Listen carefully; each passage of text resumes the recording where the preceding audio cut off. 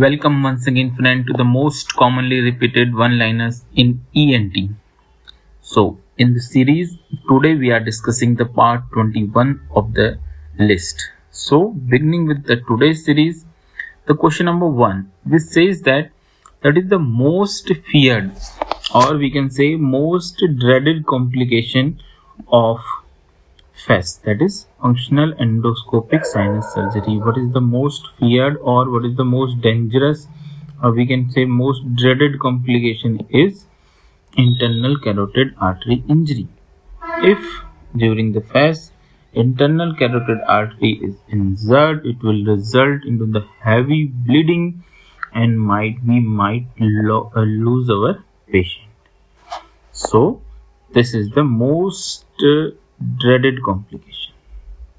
Going to the question number 2, we say that agent used to prevent Seneca formation after nasal surgery. So we know that wherever there is after surgery that leads to fibrosis and epithelialization and reblockage or difficulty in recanalization of the any tract, in that case mitomycin is used.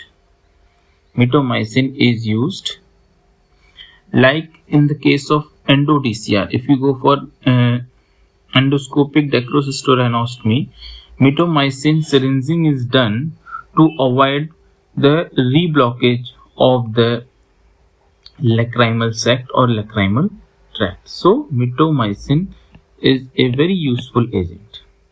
Now going to the question number 3, which theorem or which physics principle best explain the formation of nasal polyp, which is polyp? So polyps formation is best explained by the Bernoulli's theorem. Being a medical student, I think everyone knows about the Bernoulli's theorem. During the preparation of PMT, we have discussed this. Question number 4, which says that which polyp is also known as Killian's polyp? What is Killian's polyp? So we have to remember that enterocoinal polyp is also known as Killian's polyp. Next question, which says that most common cause of unilateral mucopurulent rhinorrhea in a child. Otherwise, the question can also be asked in a manner that most common cause of unilateral foul-smelling discharge in a child, then the answer is foreign body. If there is a foreign body lodged inside the nostril and it is left neglected for a long period of time, it will result in a unilateral mucopurulent foul-smelling discharge in a child. That is a reason always we should search for foreign body. Question number 6, that is the most common cause of epistaxis in young is. So in young patient, the most common cause of epistaxis is trauma or injury to the area of Little's area. The answer is Little's area.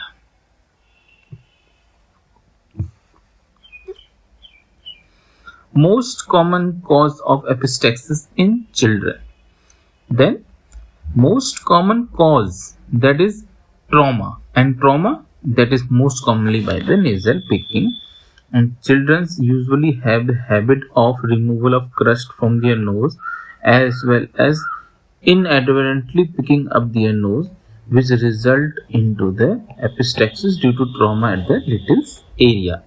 Then if the option trauma is given, then we should go for trauma, and if in the option nasal picking and other options are there, we should go for nasal picking, but the most common cause will always remain is trauma.